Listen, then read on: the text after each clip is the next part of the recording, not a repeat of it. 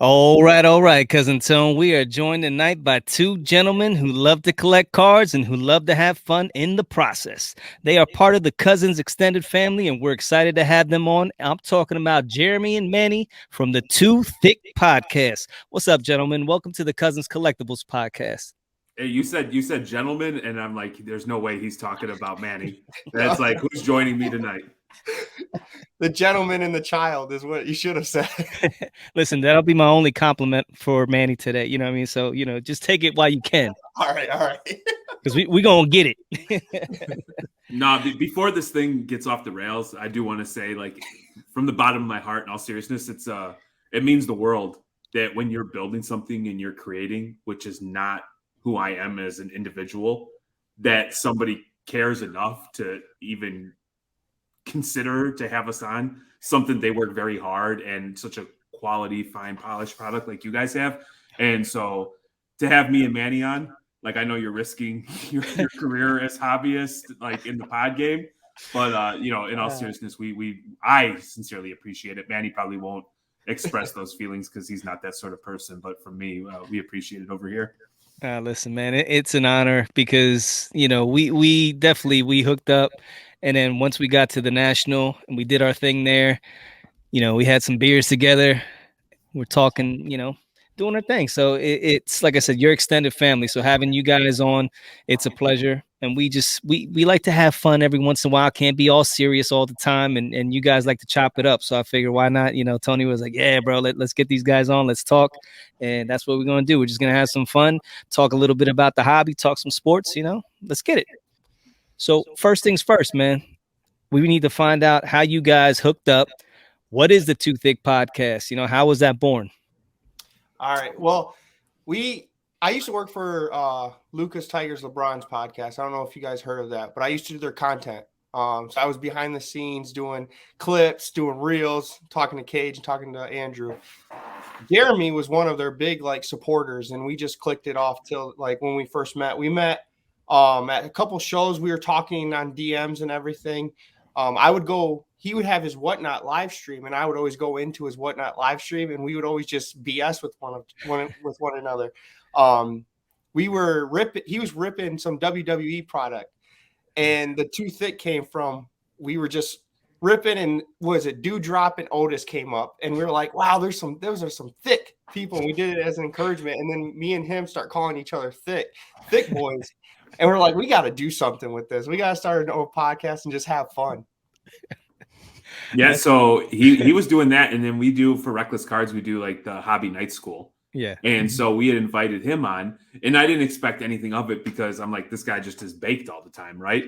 And come to find out, the guy doesn't even smoke weed, because I was like, I couldn't take him serious because I'm like, my man he's always high. There's not going to be any value. We're not going to enhance the community. And it turns out he wasn't high.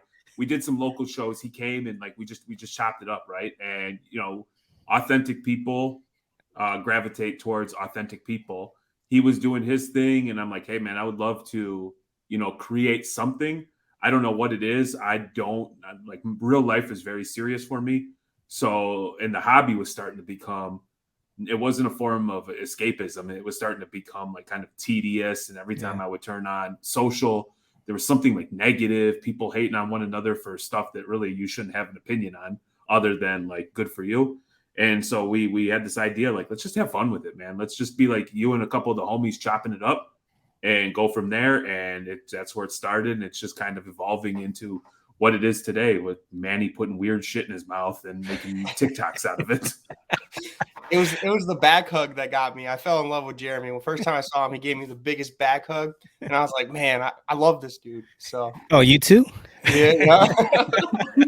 I got a picture of mine. I do too. I think it's the same picture. He's groping me at the same picture. Uh-oh. Hey, be careful. I got 4 kids, man. So just I handle my business. No, but I appreciate that. And like you said, Jeremy, like there's a lot of crap that goes on in the hobby, and there's never no shortage of drama that goes on every day. It boggles my mind, the things that happen, and it's like, what's going on? Like you said, it's supposed to be an escape. It's supposed to be, where adults come, and bring back the nostalgia from when you're a little kid, and you can have fun and get away from all the BS, in real life. And then you come into this thing and you get, it's like I said, sometimes it's like being in high school all over again, and it gets kind of silly, but why not be silly about it? So I appreciate what you guys are doing, having fun, bringing levity, if you will. Yeah. No, and I mean, like, so you guys are responsible for, me as a father and a husband. I feel ultimately responsible providing for my family, making sure that I'm treating my wife like the queen that she is, making sure that my kids have what they need. And the hobby for a while became like truly a form of escapism, because I struggle to disconnect. It's always like work, and if you're not being productive internally, I feel like a bad human being. Well, then the hobby started to shift towards like work because of all the BS, and you're trying to be out in front of it, as opposed to just like letting your guard down, having some fun, and just doing something for the sake of doing it. And so we really want to share that. We're fortunate that we're both in a position where we can share, the good, bad, and ugly, and just to continue to learn from our mistakes, poke fun at us. We don't take it that serious, and let's just have a good time. So Manny, how would you describe the Thicc Podcast? What do you bring to the table? I don't bring much. Usually it's just Jeremy. I appreciate Manny's honesty. Jeremy, I bring the comedic relief pretty much. Jeremy's like keeps us on straight. He's like our little host. He keeps me in line. I've been told I got a scatterbrain once or twice in my life. So I think the Thicc Pod is just basically me and Jeremy. If we were, like he said, we're sitting at a bar just talking about sports cards and sports. We wanted to bring that to the world, because me and Jeremy would call each other and be like just talking for like hours, and we're like, what the hell we're doing? We're grown men sitting in bed talking to each other. Like, why don't we just get on a podcast and just talk sports cards? We don't have, like, for me, I'm a dad, right? Just like Jeremy, just like everyone. And my wife isn't into sports cards. So when I try to talk to her about, hey, you know what I just got, blah, blah, blah, she's just like, yeah, go talk to someone else. And I have Jeremy that actually listens and gives me advice. So it's pretty much for me to talk to someone like Jeremy on a weekly basis. Yeah. And when he says phone call, he means phone call, because he doesn't know how to text like a normal person. Everything is a phone call. 10:30 at night. What you doing? Laying in bed. Oh, cool. So what do you think about panini? Like, that's how Manny gets down. Old school. That's that old school vibe. It's funny because me and Tony, we text all the time, and I just realized, sometimes you get that butt dial, and it's like, oh my god, I just called Tony. Like, quick hang up, and then I'm like, sorry, I just butt dialed you. It's like we're complete opposites most of the time. To get him on the phone or vice versa, it's almost foreign to just talk on the phone. It's just weird anymore. So we just normally do text. So that's kind of funny when it comes to that. Yeah, boy. Well.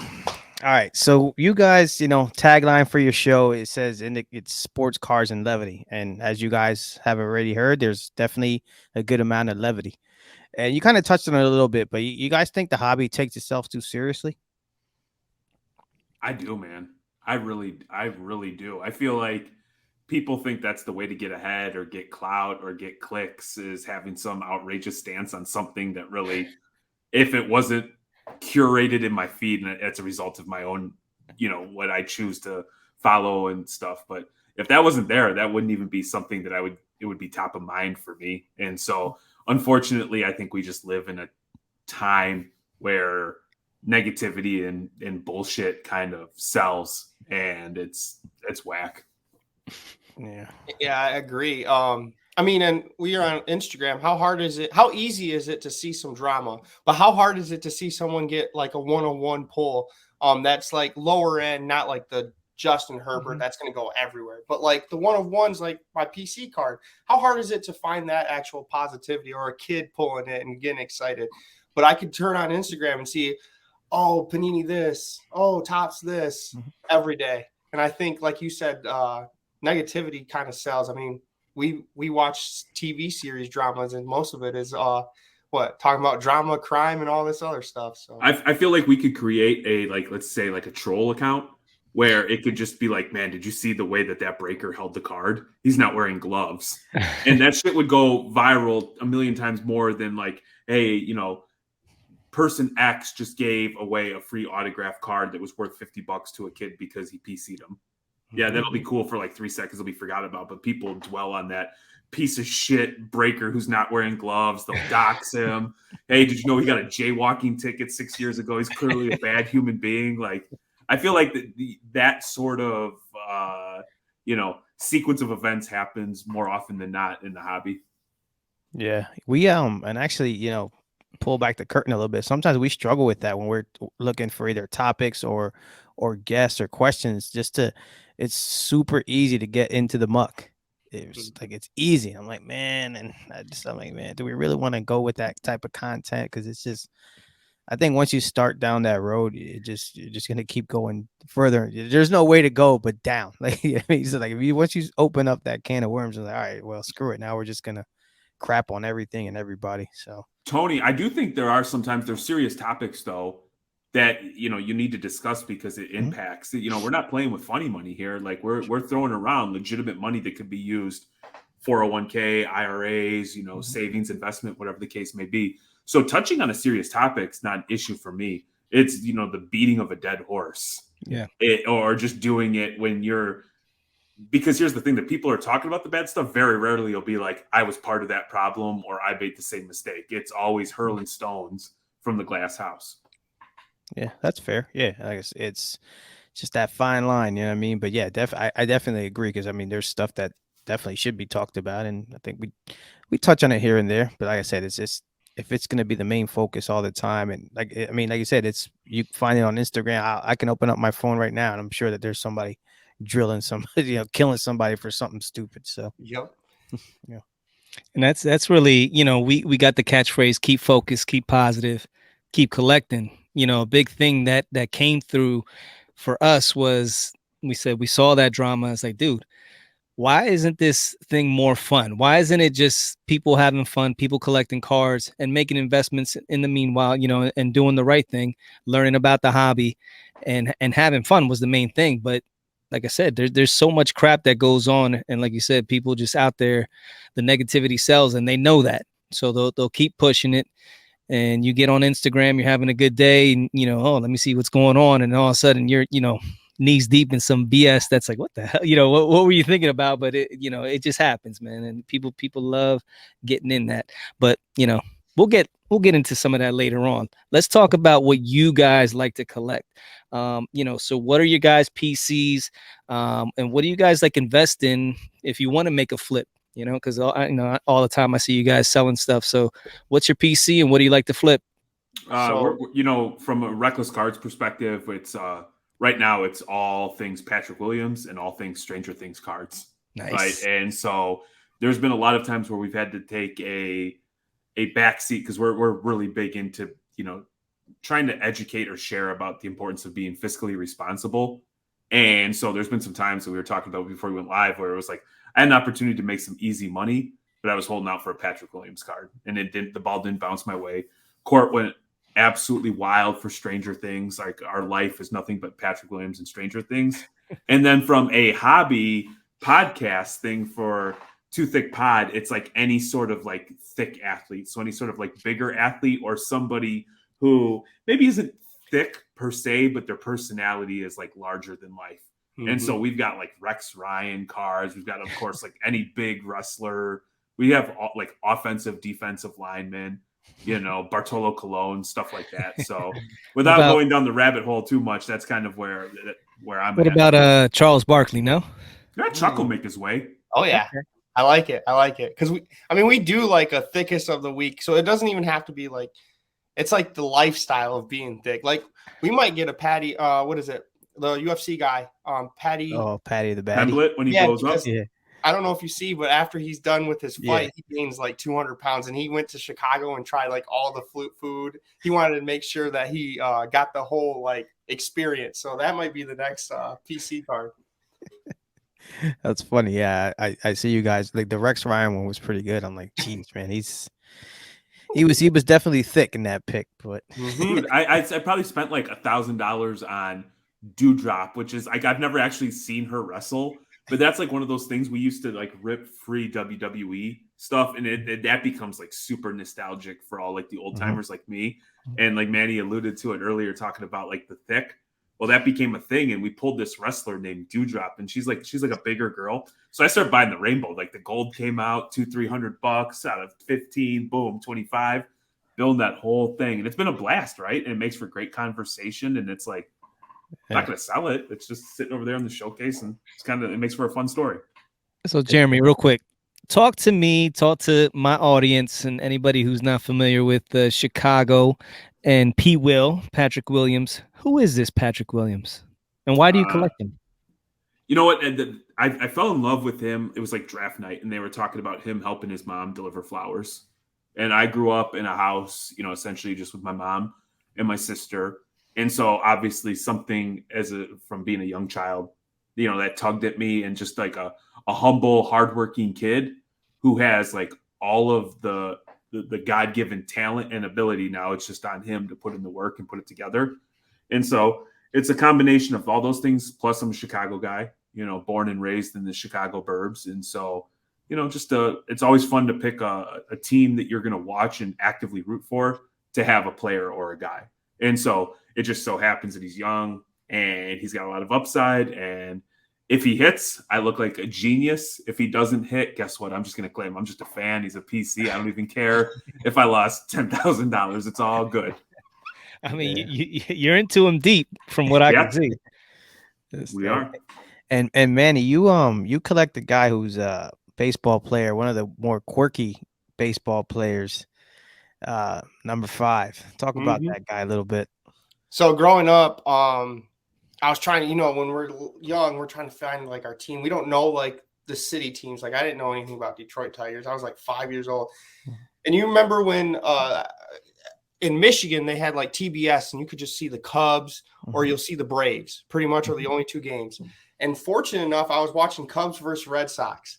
And I like red as a kid. I was like, ooh, I like this team. And then Nomar Garciaparra came up to bat, and he did his little ritual of like tightening the gloves, hitting the cleats, and getting into the box. I'm like, I like this guy. I'm going to start. So then he got me into baseball. I start following, became a huge Red Sox fan, because then I start learning about the history of the curse that, the Babe Ruth curse, that they never win the World Series. They're always like, they're the worst team. And then I always like the underdog story. I didn't like the Yankees because I was like, oh, they win all the time. And it's funny that you say that, because I know you guys are going to give me crap about the Cowboys. But the Yankees, I did not. No, they don't win all the time. So don't worry about it. But yeah, I love the story about being the curse. And I was like, I got to find a player. Love the history. And now I still PC Nomar Garciaparra cards. Yeah. He's like, yeah, he's just one of those dudes. If when you watched him playing, like you said, with the whole batting stance thing, that's unique. I'll never forget that. I'm like, man, it's gonna take this guy 5 minutes just to get in the box.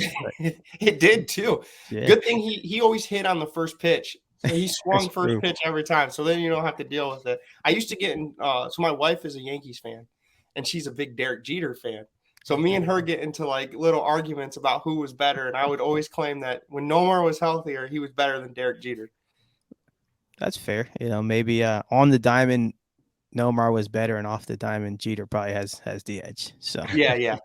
Sign me up for one of those gift baskets. When I was a kid, so I'm a baseball guy through and through. I would love nothing more than baseball to regain like the sport.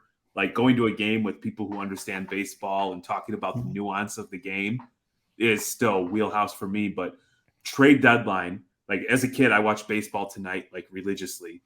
And I remember one trade deadline in particular where it was like 15 minutes past the deadline, and you thought like they were talking about all the deals that never happened.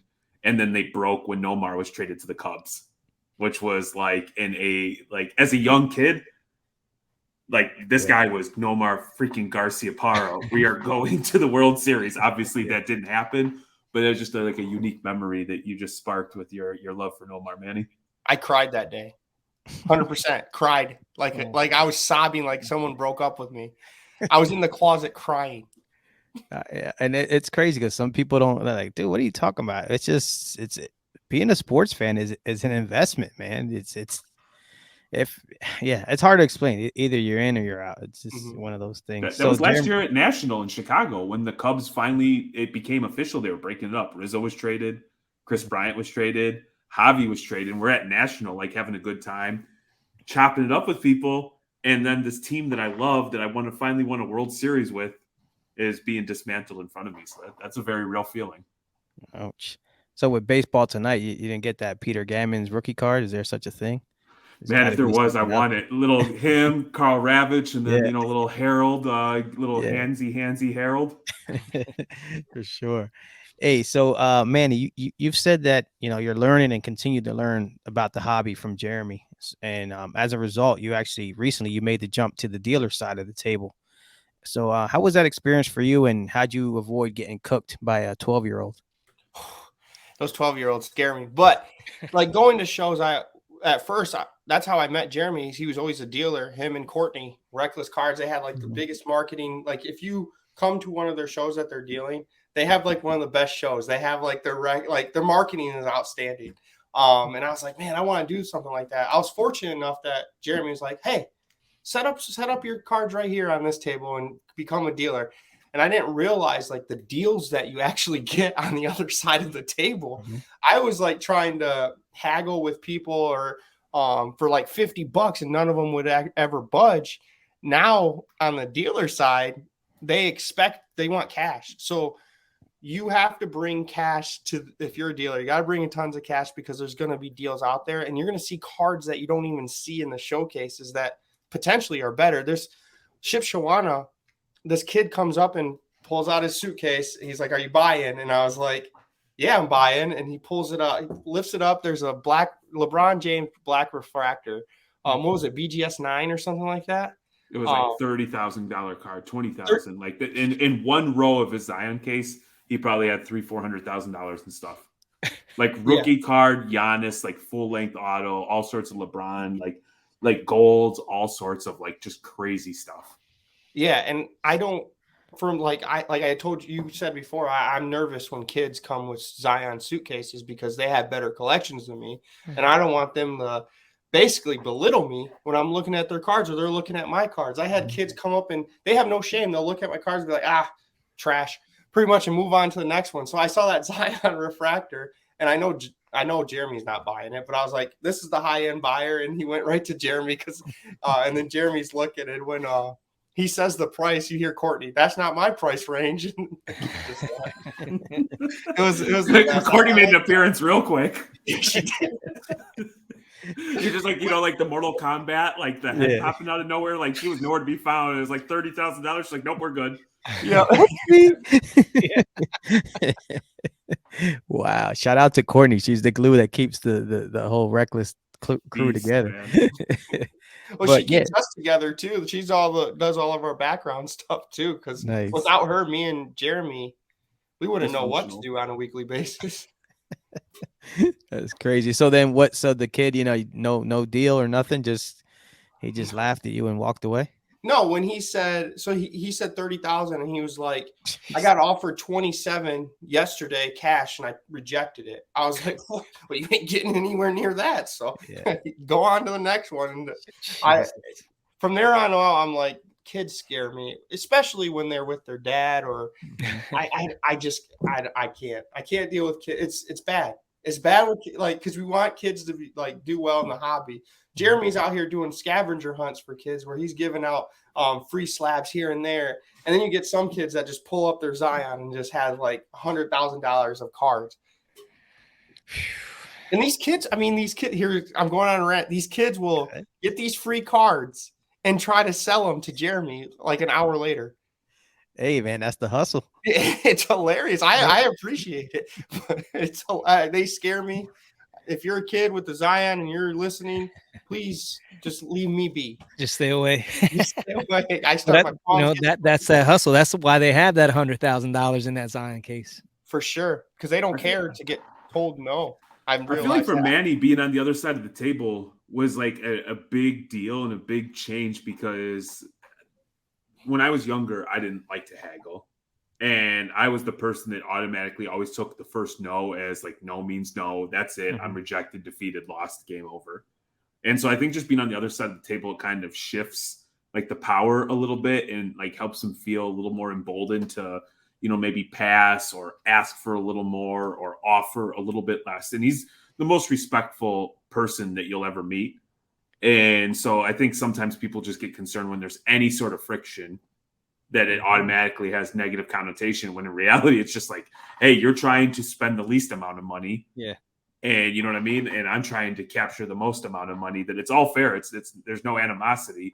And so now that he's gotten a couple of W's underneath his belt, it's kind of cool to sit back and watch him attack a conversation a little bit differently than maybe I would have. And I'm just like, damn, that worked really well for him, or, oh, I wouldn't want to do that. And so as much as he's learning from us, I'm learning from him, because it's like when you watch a child do something, they don't know any better. So they're willing to try something that you would never even consider, because they have an open mind, where we start to become more closed-minded the older we are. So I think it's cool, man. I'm proud of him, because he's moving into like bigger and better cards, and he's making some pretty savvy deals that he necessarily wasn't making like maybe a year ago. And that's not a knock. That's something that, anybody in the hobby's gone through. Like, hey man, I was the guy buying, red, white, and blue Zions, thinking that was the thing, when in reality, like, I needed to be somewhere else.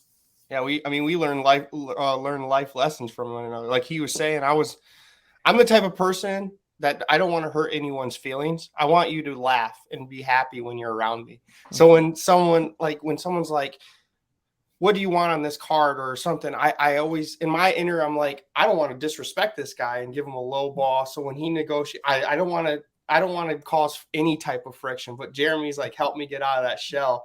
Like, it's not friction. Like, you're going to negotiate with people, and it's all part of the game, pretty much.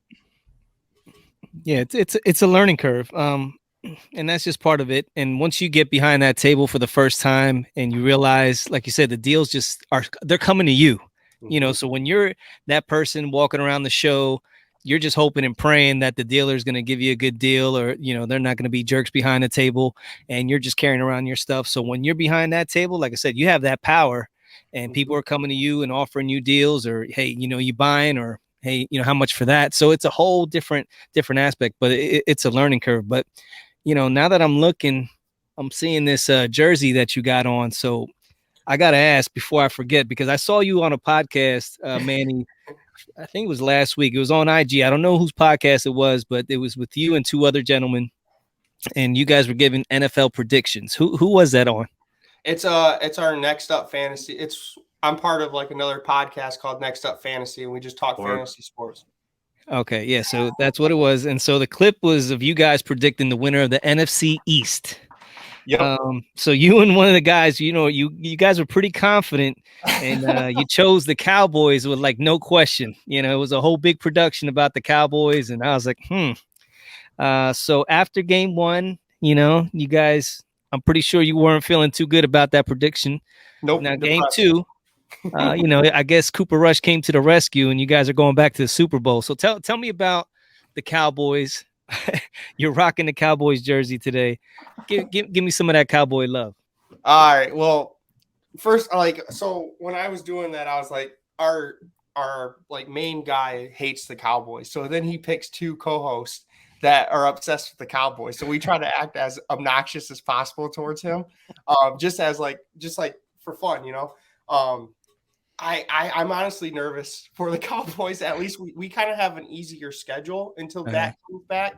So we might be able to keep 500 before then, but we have injuries, like on top of injuries. And you guys are on opposite. You Eagles are looking like one of the best teams in the league right now. Jalen Hurts looks like he knows how to throw all of a sudden. You have A.J. Brown. All of a sudden. I had to throw that in there. You took my DeMarco Murray. I'm still salty about it. You know what? The Eagles really surprised me. This is, we're recording on Tuesday. Last night was Monday Night Football, where they played Minnesota Vikings. And going into that game, I was 50-50. I was like, I don't know, because Minnesota looked great against Green Bay. They whooped up on them. We looked great for the first half against Detroit. We're kicking their ass, and then Detroit came back, gave us a good one. So I was like, I don't know, with Justin Jefferson, Dalvin Cook, all them cats, Adam Thielen. So I was like, and then you got Kirk Cousins, who, man, when he's hot, he's like Tom Brady, and when he's not, he's like Dak Prescott. You know what I mean? It's like, bing. That's even more depressing because I went to Michigan State, so I'm over here rooting for Kirk Cousins, and he's just throwing pick after pick after pick. Bro, we whooped that ass, and it was impressive to see. Honestly, I was like, we're gonna be good offensively, but defensively, with our new defensive coordinator, I was like, man, this guy, he's not pressuring enough. He's sitting back. He's letting everything underneath, and it's like almost that prevent defense. And I just figured I was like, Kirk Cousins is gonna tear us apart because he's good precision passer, but you get some pressure on him up the middle, and you see what happens. Oh yeah, so I don't know. You do have Slay in the that he kept throwing. I don't understand why he kept throwing it to him. Yeah, Slay's a beast. All right, so let's do a whole new prediction of the NFC East, because you predicted the Cowboys. What are your predictions now? Seriously, not going by that BS jersey you got going. Who do you think, from what you've seen after week 2, what the NFC East, how it's going to line up? All 4, because New York's 2-0. Yeah, right? New York, but they're garbage. Yeah, of course, but they're still 2-0. Yeah, Danny Nichols can't throw. No, I honestly think if everyone stays healthy, the Eagles are definitely going to come away with that division. I think Cowboys will come second. I think they actually miss a wild card by a little. Their typical 8-8 season. I could see that coming here shortly. We usually have one season where we make the playoffs, the next season and lose, and then the next season we'll go 8-8 and barely look like the worst team in the league. So I think that's our season. It's all Jerry Jones' fault. I had a little rant about Jerry Jones. Like, you lose Amari Cooper and you don't replace him. So now we have no wide receiver depth. You lose like Collins and part of people on the line, offensive line, don't replace them. You have a rookie starting at, I think he was a tackle. He's starting at guard. And you're surprised that Dak got hurt on game 1. Like, it doesn't make any sense. Like, you have Zeke Elliott, you paid him all this money, and you don't even get a line for him now. And don't even get. Listen, I got Zeke Elliott on my my fantasy team. It's a, what's that called, Tony? The It's a damn shame, is what it is. It's better than Miles Sanders. Yeah. Well, no. So let me ask you, guys, who do you guys have in the Super Bowl? You go first, Mr. Bear fan. No, you go ahead, man. The floor has been yours for the last 14 minutes. Talking about the shitty Cowboys. Talk about the Bears. The Cowboys fans and like Notre Dame fans are like the worst because they've never actually won anything in my lifetime, but they walk around like they're holier than thou. That's Michigan fans. Michigan fans are the worst. No, so I think so. The AFC, Bills seem unstoppable right now, right? But they have to beat the Chiefs in the playoffs. So I'm going to give it to the Chiefs. At that, NFC's wide open. Anybody could really win. Rams don't look that good. I had Rams Chiefs, but I wouldn't be surprised if Eagles would do their little playoff run that they usually do. But I think it's going to be Chiefs, Rams in the Super Bowl. Chargers, Bucks. Yeah. And I will say this: I think actually Dallas is going to compete for last place in the East. Ouch. Not for the one. I really do. Not for the 1 seed. You got that locked up. Hey man, we're in first place, not you. Isn't everyone 1-1 in the NFC North? Hey man, you just play the games that are on the schedule. Did you guys see the Bears though? Justin Fields can't even throw the ball 15 times a game. He threw the ball I think they're averaging 14 attempts a game, and then they expect to win. Yeah, I'd have to ask, and then we'll move on because I get bored of talking about crappy Cowboys. All right. Cole Kmet, I'm just asking for a friend. Is he still on the team, or does he not suit up? Dude, he's brutal, man. He is absolutely brutal. I wouldn't throw the damn ball too. You're just gonna throw it, hit him in the hands, it's gonna fall on the ground. Okay. You've got one job, like as a tight end, you're the safety valve for your quarterback. And so when your number's called, whether it's one time a game or 15, just catch the damn ball. Make a play once in a while and help your quarterback out. Yeah. And You know, Yeah. there's a huge buzz about him in like the Chicago and Northwest Indiana area. Just he's big, and then like, you know, people like to throw around like the comparisons to Gronk, and I'm like, I was all about drinking that Kool-Aid, but I watch this man play football, and I'm like, ugh, I'd run the ball too. Tony, Yeah. you have him on your fantasy team? I do, yeah, because gave me 2 goose eggs for 2 straight weeks. That dude got dropped right away. Yeah, that's why I was asking. So Yeah. good to know. But Jeremy, your turn. We've talked about Manny's crap enough. Now you've professed your love for Atlantic City and Stranger Things ad nauseum. So I'm not going to ask you about that. I do want to know though, if your sports hate, does that play into the inventory you pick up as you prepare for shows? All right, so like the thing about the hobby that always like boggles my mind are these people that label themselves something. Anybody that, in my opinion, this is just in real life, and I'm not a hater, but anybody that can just be so like, I'm a staunch Republican, or I'm a liberal, or I'm a collector. It's like, you can't put a label on me, because sometimes I might buy a card that I know I can buy it for $100 and turn around and sell it for $300 right over here in 5 minutes. To me, you would be foolish not to take advantage of that arbitrage opportunity. So from a sports hate, I did a little bit, because I had to check my ego and be like, well, what's important here? Collecting some additional funds so I can have some money to buy some Patrick Williams cards, or back in the day it was Kobe Bryant and Kobe White. So you do have to learn to like, and it's not always what I think is cool, which most people don't think is cool. So I don't know who the hell I think I'm fooling.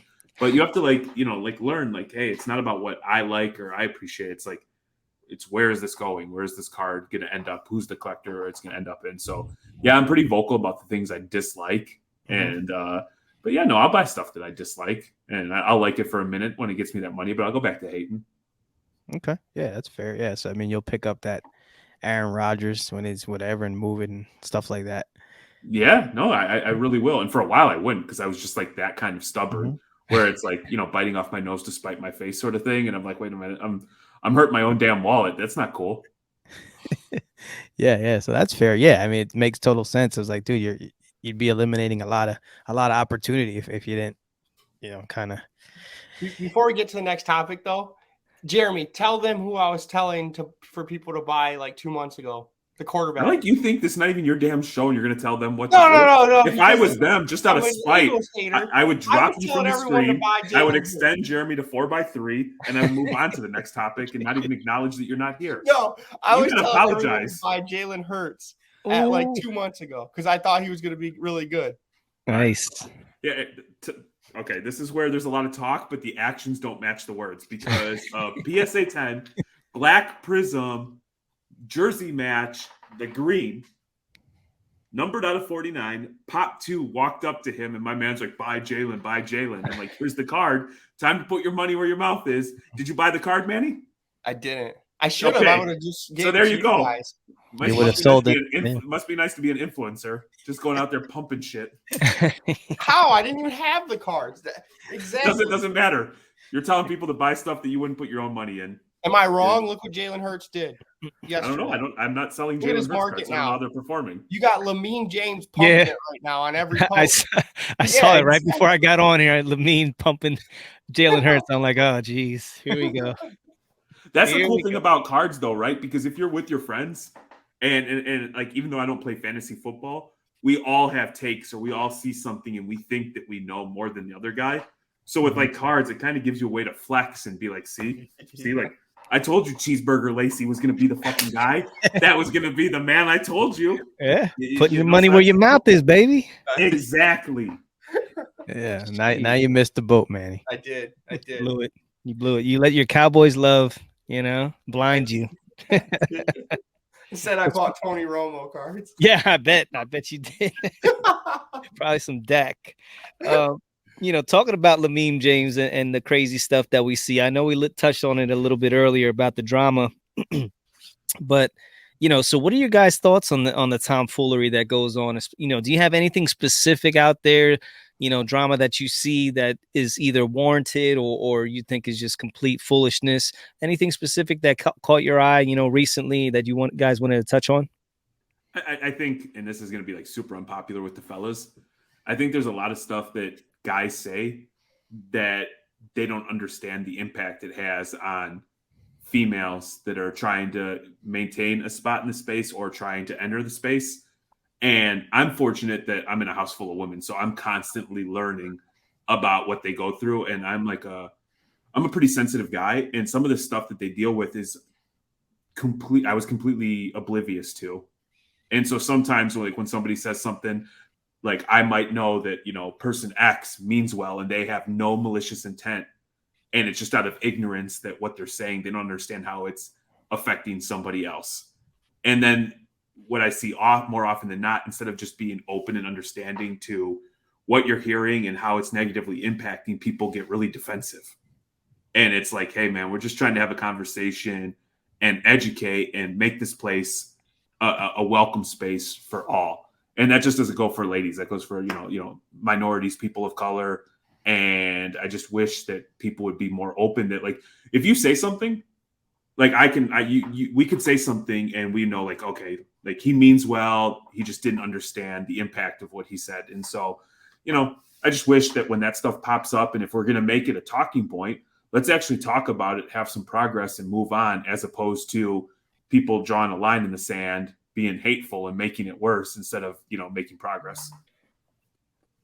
Yeah, that's the big thing I see, Jeremy, is like you said, instead of having that conversation, there's people, like you said, they draw the line in their sand, and it's almost like politics, well, I'm a liberal, or, what I mean, I'm a left or right. And people just, instead of trying to talk things out, it just keeps getting worse and worse. And they just go, farther to the left or farther to the right. And especially in this hobby where, like I said, I always go back to where it's an escape. You want to try to have it to be as peaceful as possible, as fun as possible. But it's almost like that stuff's creeping in, into our hobby. And it kind of, makes you sick sometimes, the stuff that you see. So, but I don't know. Yeah, people forget that we're just old, like, nerds collecting people on cardboard, right, and loving it. So, and they take it to, once you get money involved, it seems like that's when all the negativity comes. Like, say every card was the same price, just imagine, like, the hobby. Yeah. So, like, and I'll just not to go down that much further, but, like, my wife runs our house. She's got 4 kids, me. She keeps us in line. She does everything for Reckless Cards, everything for Thicc. She means well. We give. And then to see, like, some of the comments that people make, like, and it's just like, hey, I'm just trying to do good by other people. Like, she doesn't deserve that. Like, that anger and hate that you have, go send that somewhere else. And it's not just her. It's other people. It's Black people. It's Latino people. It's just, if you're not in with the click crowd, unfortunately, the vocal minority talks stupid. And so either way, we just continue to rise above. But, it's a bad feeling those days when you're just like, I don't even want to do this thing that I love, which makes it, the negativity internally compounds, because it's like, it's supposed to be escapism. Yeah. Yes, sir. Well, we'll move on from that. So both of you guys are big soccer fans, and obviously the World Cup's coming up, so a lot of eyes are going to be on that event. If you could change or add one thing so to make the American public a little more aware of the game in general, what would it be? I think, to me, this is a no-brainer. Take an American fan to an actual game of consequence.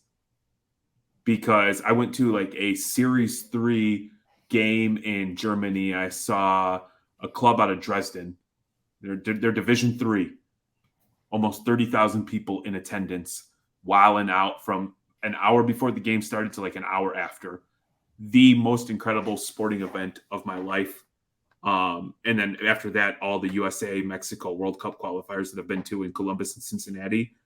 Absolutely insane. When you're in the 20th minute, you haven't sat, like, when peeing your pants becomes the option before going to the bathroom because you don't want to miss 1 second of action. Your voice is gone. Your ears are ringing, and it's just absolute pandemonium.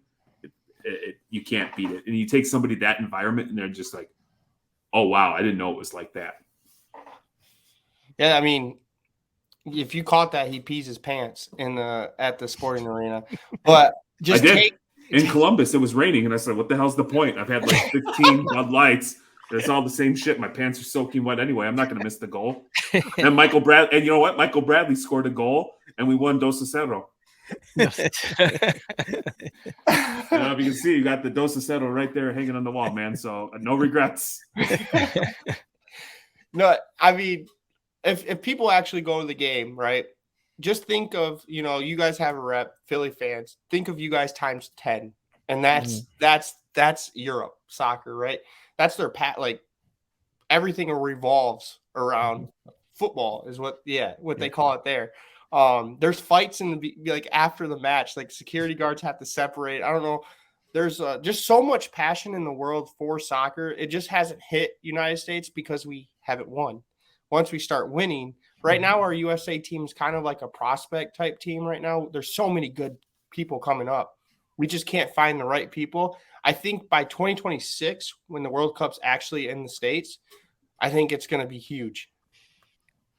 I agree. For me, the one thing is awareness in the sense of like, so I never know when the damn games are on. Like there's so many leagues and there's so many levels and there's so many this and that. And I've said it before. I run across it on Sunday mornings.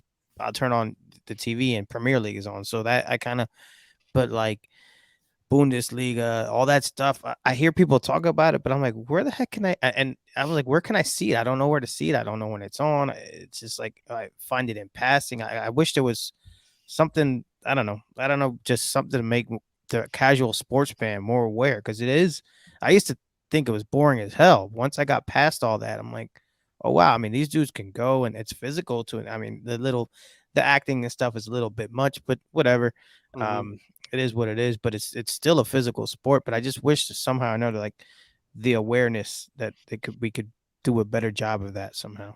Which you could always DM us. I watch every pretty much league. I know Bundesliga, like you said, is ESPN Live or Plus. La Liga, which is Barcelona, Real Madrid, is ESPN Plus. Premier League is Peacock and what is it? NBC. NBC.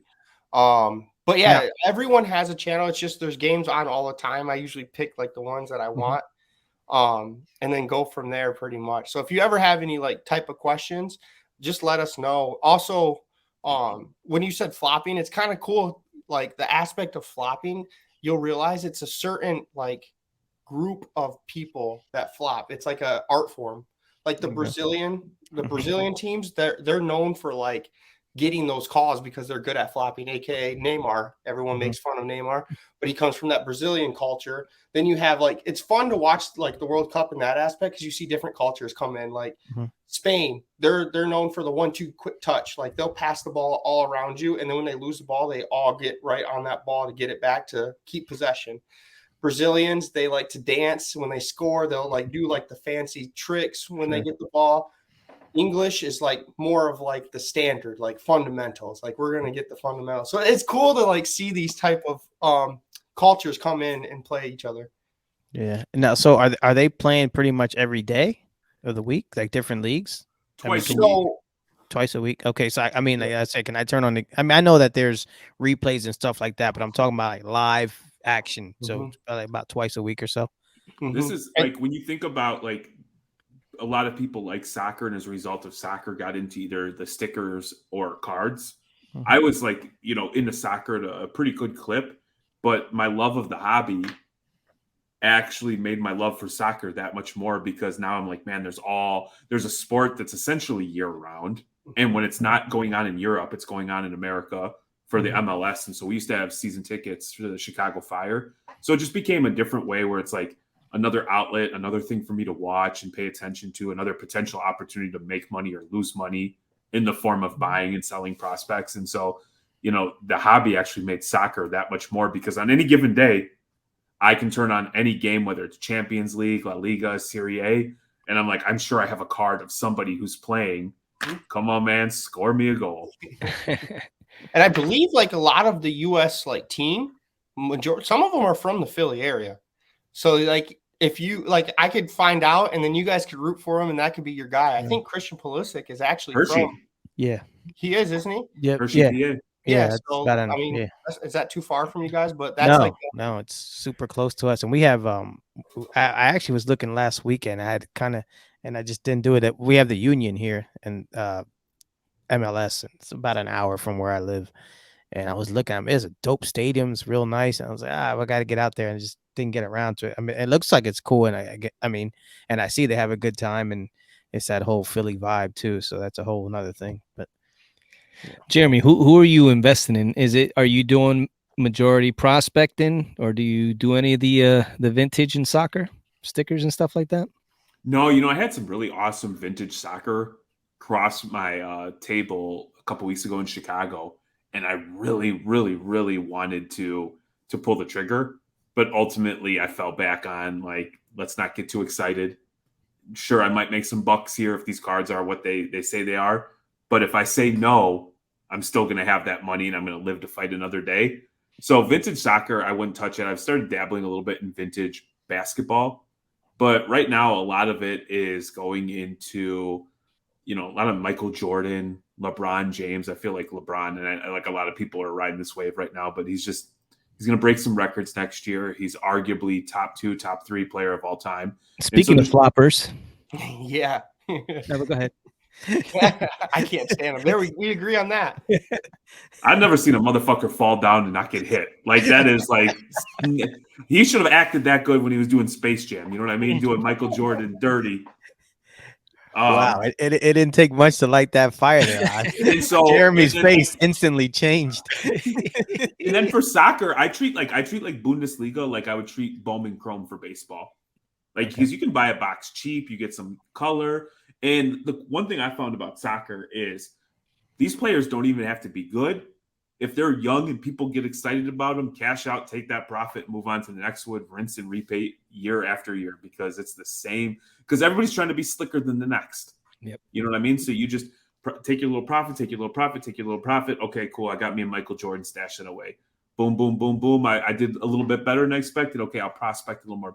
Maybe I'll buy another Patrick Williams or Cade Cunningham or something like that. And so it's like a fine line. You know what I mean? And everybody likes to gamble because, scared money don't make money. True that. You got to start investing more in that 11, baby. Yeah, that is it. Well, I started looking at Courtney's stuff and I saw what some of this stuff was going for. Like, damn, I'm going to start buying me some Stranger Things, man. That market is hot. All right. So you guys basically, you have 3 straight home games when it comes to the Nationals. So the next 3 Nationals, I think, twice in Chicago, and then where's the other one? Cleveland. Yeah. So what can we expect when Tony and I visit the paradise that is known as Midwestern America? So what are the things, obviously, nothing can top Atlantic City. You guys always talk about how great that was. What can we expect when we go check out Chicago and whatever that other place was? Cleveland. Steak on the lake, a little Cleveland action. Let Jeremy, you could go on Chicago because that's where your roots are. So look, man. It's easy to rag on Atlantic City, and it was a giant shithole. There is no doubt about that. But our fondest memories, man, are posted up, meeting you guys in person for the first time, having drinks, and it's like, if it wasn't for cardboard, none of that would have ever came through. And so, like, a lot of people we've met, it's, if you're ever rolling through Michigan, my home is your home, man. You get here and we'll take care of you. So honestly, location doesn't matter to me. What matters to me is I know that we're going to link up. We're going to have a good time. You guys are going to show me some fire-ass Clemente cards, which you got me looking at Clemente cards, and I'll DM you because a shop close to me has got some game used stuff, which I thought was pretty cool. And I don't know his market. But I do know that Chicago, the infrastructure will support it. All the hotels are close. There's good restaurants. They'll be prepared. There won't be 2-hour waits to get into a restaurant because they know, like, hey, we're having a big event. People are going to be here. Maybe we should be set up. So I think we're going to have a great time, and I've heard the same about Cleveland. Manny, I'm sure you've got something to say that'll provide no value, so go ahead. Yep, no value. The Too Thick, me always thinking about food. You're going to have some great food. Yeah. Chicago has some great food. Jeremy took me to this place called, what is it, Bonya? And I was a little nervous when he told me the name. I was like, I'm not going to this place. You better tell me what this is. I ain't trying to get Bonya. But it was the best Italian beef that I've So let's say your dumb joke is accurate. No, it was. The first thing you did was order 6 pounds of meat, open your mouth, and stuff the meat in your mouth. Don't tell me that the name of the restaurant, Bona, which you just think is cute to go, Bonya, I'm kind of feeling some homophobic vibes from you, which is not cool. We just talked about a place of openness and inclusivity, and you're acting this way, dude. I'm so disappointed. I hope you get banned. Yeah, okay. As the same part as what Courtney's telling me that I need to go get this milkshake from another place because it's an experience. Where do you go in Michigan, order a shake, and they show you their boobs and dance around naked? Nowhere. You will remember that and look at the smile. It's become a point of conversation here on the Cousins Collectibles podcast, the #1 sports card podcast in the world. Yep. which you guys are going to go to this milkshake place with us. Hey, you see what I did? I just hedged right there. That way, if Too Thick falls apart, it's going to say Cousin Jeremy down at the bottom. Yeah, you just yo, fuck the Cowboys. The Eagles are where it's at. I'll boost Santa Claus any day of the week. Philly, what? Give me my AA batteries. There you go. Jeremy slides right in. He's making snowball as we speak. Yeah, to hell with JD Drew. That guy sucked at baseball anyway. Yo, Manny, real quick before we get to the next, I saw you had a little surprise in your hotel room the other week. What was that about? So they get to the hotel first, and Jeremy got the room keys. And I get to the hotel. I went right to trade night. They give me the room key, and they got like a little smirk on their face. Not Jeremy. Jeremy's a stone cold killer when it comes to like actual pranks. I've noticed this. You can't trust him when it comes to the pranks because he can keep a straight face. But his kids can't. And I'm like, what is going on? So I went into the room, and all my room got teepeed. From top to bottom, they used all my rolls in my room, except one roll because Jeremy tells me I just took a poop in your room too while they were TPing it. So Jeremy uses my bathroom and then uses that toilet paper, and then all my toilet paper, other rest of the toilet paper in the room. Bro, it's not even accurate. Yes, so we did. It was a holiday weekend, right? And we've got 4 kids, and we took our 2 teenagers. We cruised out to Cleveland. We did a show, and then from there, and you guys have kids, man. So like when you have your teenagers and they want to hang out with you, those moments are starting to go. Mm-hmm. They're getting older. They have their own lives. They have their own interests, and so when they want to hang with mom and dad and go have some fun, that's awesome. And so we are real with our children. We're very honest and transparent about what kind of people we are. And it's okay to have some fun, right? This is allegedly a victimless crime. So we get there and we're sharing like a suite, which is nice, but only has 1 bathroom. And so like my wife was taking a shower. Amelia was getting ready. Steven was doing whatever the hell he does. And I was like, I had to go to the bathroom. I'm like, wait a minute. I got this hotel room 2 doors down. I'm going to go relax. And so I'm getting a phone call and they're like, where's Manny's room key? And I'm like, the hell you need Manny's room key for? They're like, and my daughter's tried saying something. And the way she said it, I just automatically knew like, no, she's full of shit. Something's up. And I'm like, well, you can't have it because I'm going to the bathroom. So anyway, I get back and they take the key and I have no idea what they're doing. I didn't think anything of it. Yeah. And my wife and kids thought it'd be fun to TP his room. And so that's awesome. It's fun, man. And it's one of those things that like, when we have grandkids or whatever, if I'm lucky enough to still be here, that's a story that they'll tell and we'll as a family have a good laugh. So who had to clean that up? Me. Not me. I'm not doing that shit.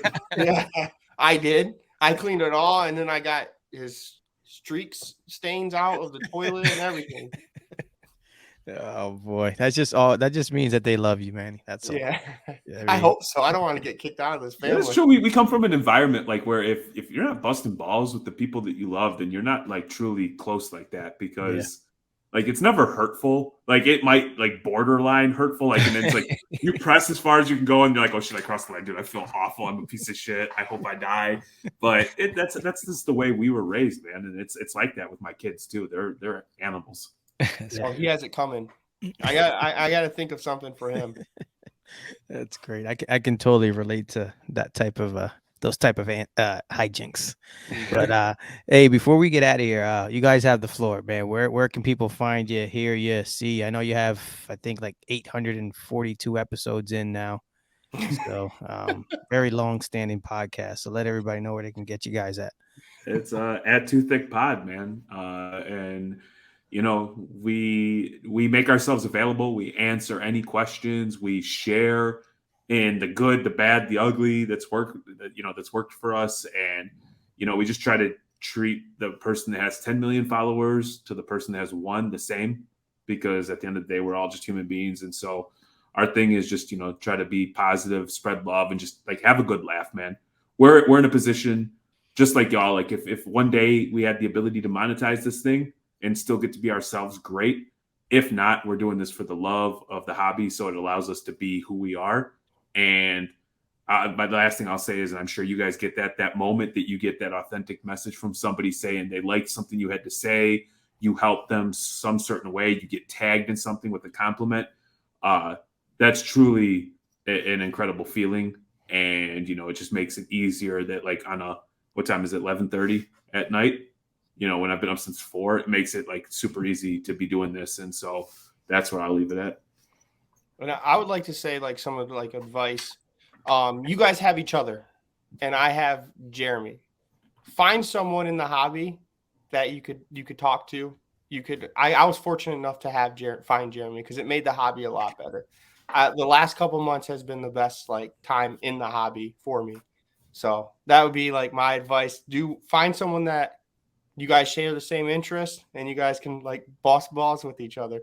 And especially with Oz with his Carson Wentz jersey, but no one wants to point that out. So I love that. Yeah, Okay, so I mean that kind of answered the last question I had, but and I'll kick it to Oz, but like I said, you guys joke around and it's all I find your pod entertaining because it's a little different. I can laugh. I tell him all the time like, yo, these guys are just here bugging out. But honestly, like, I mean, you guys welcomed us into your group with open arms. We're just sitting there talking like if we knew each other for years. So we definitely appreciated that. We walked away from that evening like, man, we had a great time with them. We didn't know you guys, you didn't know us from a can of paint, and we sat down and 3-4 hours later, we're just still chopping it up. So I definitely appreciate you guys, bringing us into your circle. No, man, you guys were doing the main stage. You guys were on the main stage at the National. And you took a chance. You came to a hotel. I don't even remember where the hell we were posted up. I don't know. Was it the Borgata? Yeah. Some hotel. And you guys walked in, and it was just us and I think Mrs. Squirts. And all of a sudden, because of Courtney and TikTok, there was like 15 other people I didn't know. And it like we kind of took over the bar. And I just remember thinking like me, because I'm more introverted, that probably I would have been like maybe awkward or uncomfortable. But you guys came in. We had some drinks, just real ass people. And so like, I was humbled that, because we listen to your podcast, we see the quality, we understand like the music selection. Like I'm curious to see what the intro and outro music of this thing is. It's Bonnie and Clyde again. But like, you took the time to hang out with us, and it wasn't just like one drink, like the one drink and I'm getting the hell out of here. Like we hung out for hours, man. Yeah. Live music, all sorts of craziness. And so it was just cool to connect and just know that if I have a Clemente correct question or I'm passing through Philly, I have no doubt that I could slide into DMs and we would link up, or I would be welcomed, maybe not into your home, but like a local establishment, the local Applebee's down the road, with open arms. And so, and then I'll just close with this. Courtney, when I see you, I'm tapping that ass, girl. I was going to give a shout out to Courtney, but I'll let you. I'll give her the shout out here in a little bit. What a horn dog. My wife, I love her, dude. Hey, that's a beautiful thing. That's a beautiful thing. Shout out to Kaylee, since Manny's not going to plug his own wife. Shout out to Kaylee. Hey, we look like the asshole. Hey, you did it to yourself, brother. So we oh god. So we kind of knew this was gonna be a little NC-17ish. So yeah, I was like, this is apologies. That's all. We that's said, all. Yeah, I love it.